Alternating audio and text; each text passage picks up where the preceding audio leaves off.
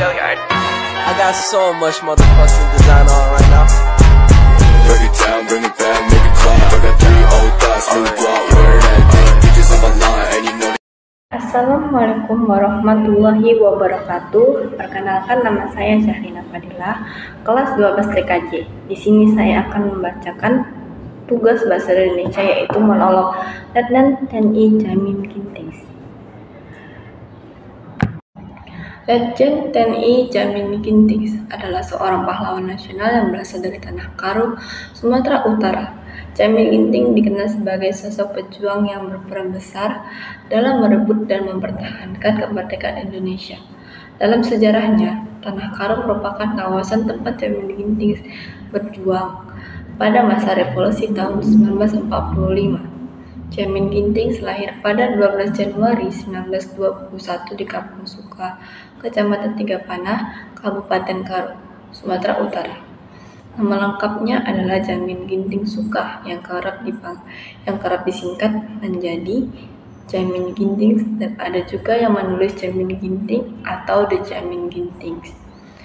Ayah Jamin Ginting bernama Lantak Ginting Suka, sedangkan ibunya bernama Tindang Bertarigan. Jamin Ginting merupakan memiliki istri bernama Likas Tarigan dan dikaruniai 5 anak yang bernama Rimenda Jamin Ginting, Riahna Jamin Ginting, serta Min Jamin Ginting, Sriana Jamin Ginting, serta Endaria Pengarapan Jamin Ginting. Jamin Ginting memiliki tekad yang kuat, terutama dalam hal pendidikan. Ia mengenyam pendidikan dasar di Kabanjahe dan kemudian melanjutkan pendidikan menengahnya di Medan. Namun, Jamin Ginting tidak dapat menyelesaikan sekolahnya karena saat itu Jepang telah berkuasa di Indonesia, mengalahkan Belanda pada tahun 1942. Perjuangan Jamin Ginting setelah putus dari pendidikan menengahnya, ia sempat bekerja sebagai kerani di sebuah kantor dagang Jepang di kawasan Medan. Namun, akibat tekanan Jepang pada orang Karo setelah terjadi peristiwa Aron, ia kemudian pindah ke Kabanjahe dan bekerja dengan menjual air tebu Brastagi. Pada akhir 1943, Jamin Ginting mendaftar untuk mengikuti pendidikan calon perwira gugun di Siborong-borong.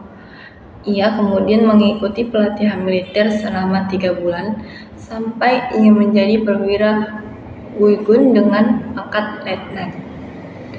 Setelah kekalahan Jepang, ia bergabung dengan Badan Keamanan Rakyat atau BKR di Kabanjahe yang dibentuk oleh pemerintah Indonesia.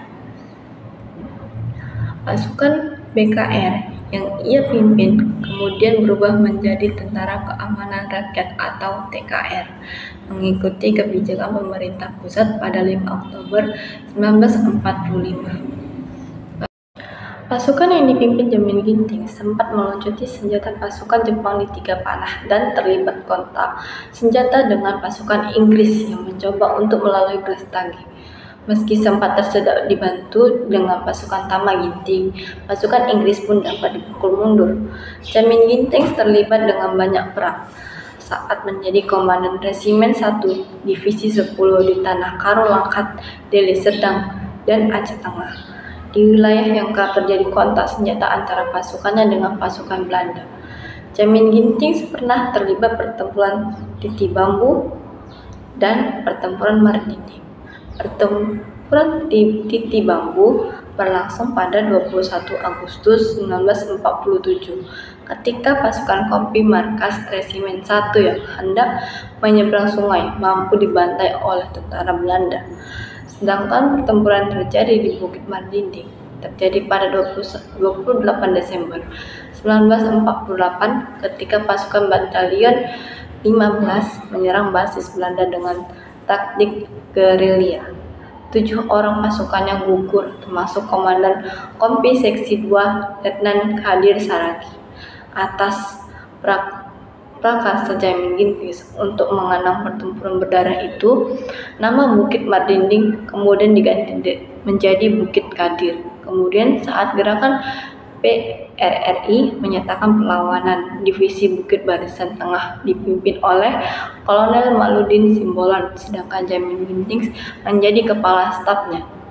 Pemerintah pusat kemudian mendaulat Jamin Ginting sebagai panglima menggantikan Simbolon yang terpaksa mengundurkan diri ke Tapanuli, kawasan basis Batak Toba. Jabatan panglima disandangnya sejak 27 Desember 1956 hingga 4 Januari 1961. Meski bertugas di daerah, namun Jamin Ginting termasuk panglima yang menonjol dan membawa karya melaju ke ibu kota pada 1962. Menteri Panglima AD, Letnan Ahmad Yani menariknya ke Jakarta untuk mengisi pos asisten 2 di bidang operasi dan latihan. Jamin Ginting merupakan satu dari 2 orang yang dekat dengan Nasution selain Sokowati yang kemudian dipilih oleh Ahmad Yani menjadi asistennya.